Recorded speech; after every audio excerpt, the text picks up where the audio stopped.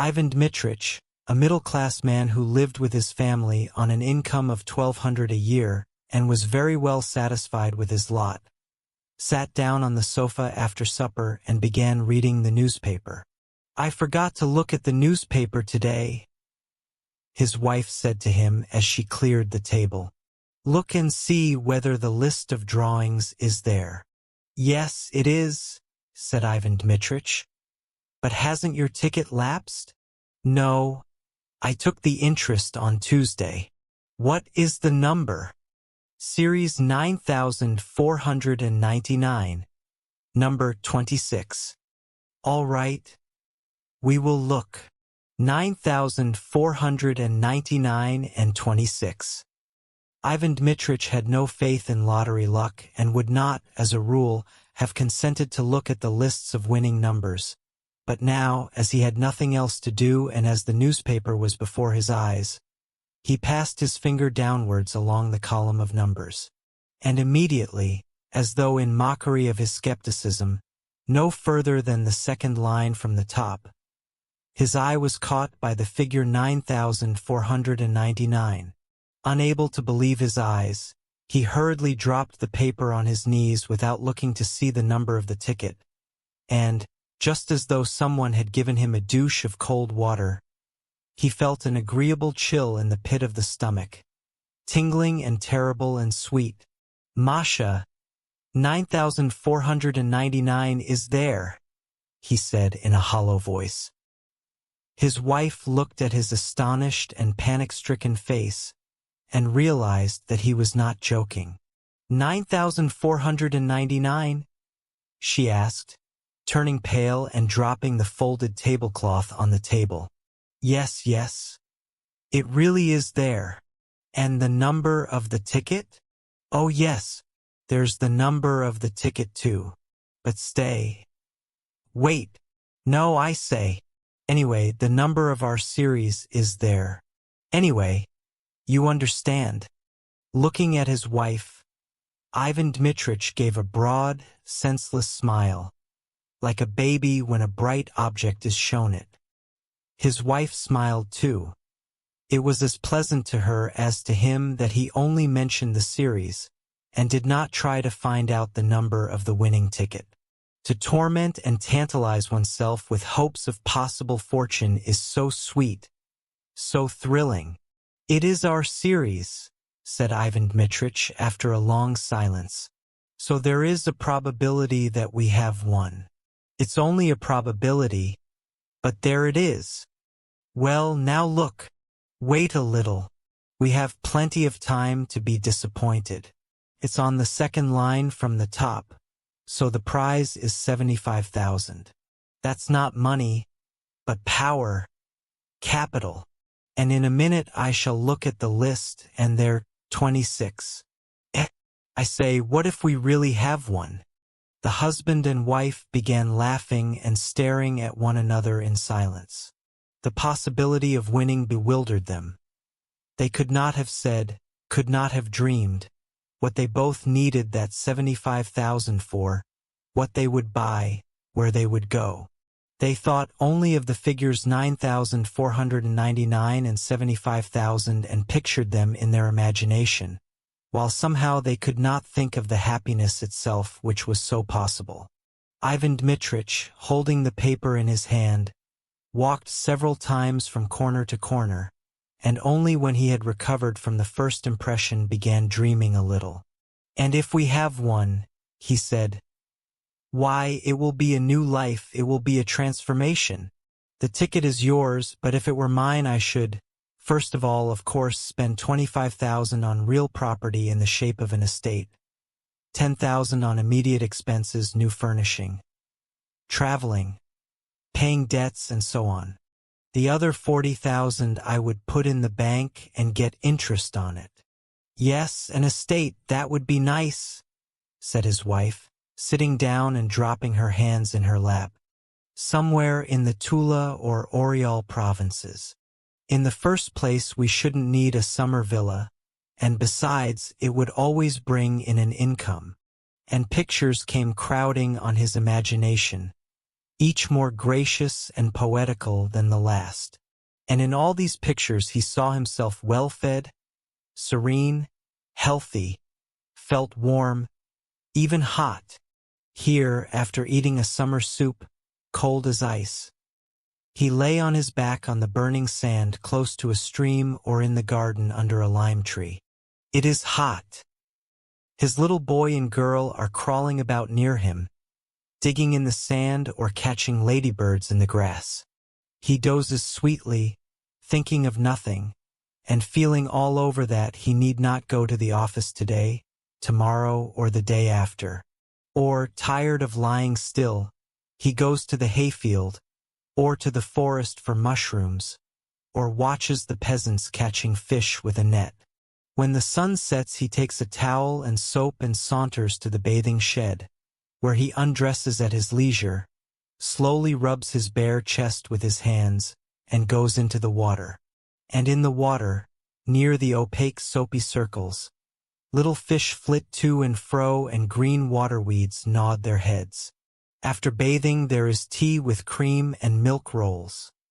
In the evening a walk or vint with the neighbors. Yes, it would be nice to buy an estate, said his wife, also dreaming, and from her face it was evident that she was enchanted by her thoughts.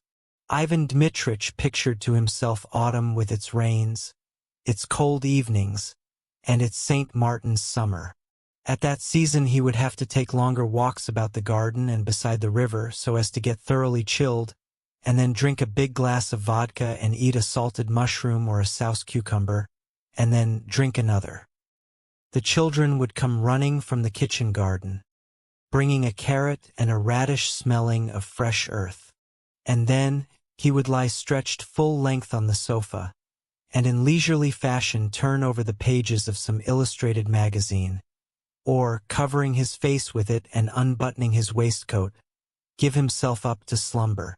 The St. Martin's summer is followed by cloudy, gloomy weather. It rains day and night, the bare trees weep, the wind is damp and cold. The dogs, the horses, the fowls, all are wet, depressed, downcast. There is nowhere to walk. One can't go out for days together. One has to pace up and down the room, looking despondently at the gray window. It is dreary. Ivan Dmitritch stopped and looked at his wife.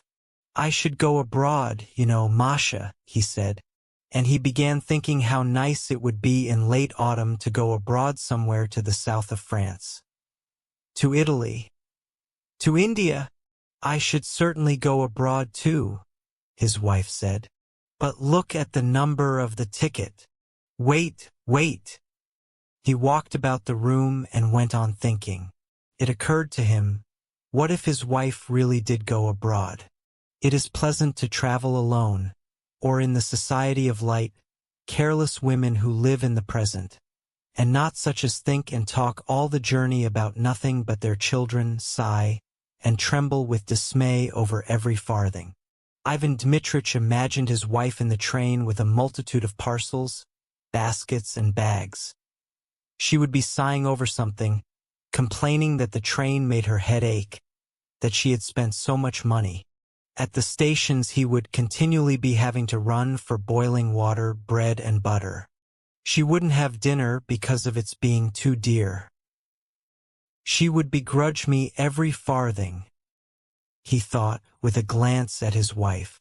The lottery ticket is hers, not mine. Besides, what is the use of her going abroad? What does she want there? She would shut herself up in the hotel and not let me out of her sight. I know. And for the first time in his life his mind dwelt on the fact that his wife had grown elderly and plain, and that she was saturated through and through with the smell of cooking, while he was still young, fresh, and healthy, and might well have got married again. Of course, all that is silly nonsense, he thought. But why should she go abroad? What would she make of it? And yet she would go, of course. I can fancy. In reality it is all one to her, whether it is Naples or Klin. She would only be in my way. I should be dependent upon her. I can fancy how, like a regular woman, she will lock the money up as soon as she gets it. She will look after her relations and grudge me every farthing. Ivan Dmitritch thought of her relations. All those wretched brothers and sisters and aunts and uncles would come crawling about as soon as they heard of the winning ticket, would begin whining like beggars, and fawning upon them with oily, hypocritical smiles. Wretched, detestable people. If they were given anything, they would ask for more. While if they were refused, they would swear at them, slander them, and wish them every kind of misfortune. Ivan Dmitritch remembered his own relations, and their faces, at which he had looked impartially in the past, struck him now as repulsive and hateful. They are such reptiles, he thought, and his wife's face, too, struck him as repulsive and hateful. Anger surged up in his heart against her, and he thought malignantly, she knows nothing about money, and so she is stingy. If she won it, she would give me 100 rubles, and put the rest away under lock and key. And he looked at his wife, not with a smile now, but with hatred. She glanced at him too, and also with hatred and anger. She had her own daydreams, her own plans, her own reflections. She understood perfectly well what her husband's dreams were. She knew who would be the first to try to grab her winnings. It's very nice making daydreams at other people's expense, is what her eyes expressed. No, don't you dare. Her husband understood her look. Hatred began stirring again in his breast, and in order to annoy his wife he glanced quickly, to spite her at the 4th page on the newspaper, and read out triumphantly, Series 9499, number 46, not 26. Hatred and hope both disappeared at once, and it began immediately to seem to Ivan Dmitritch and his wife that their rooms were dark and small and low-pitched, that the supper they had been eating was not doing them good, but lying heavy on their stomachs, that the evenings were long and wearisome. What the devil's the meaning of it? Said Ivan Dmitritch, beginning to be ill-humored. Wherever one steps there are bits of paper under one's feet, crumbs, husks. The rooms are never swept. One is simply forced to go out. Damnation take my soul entirely. I shall go and hang myself on the first aspen tree.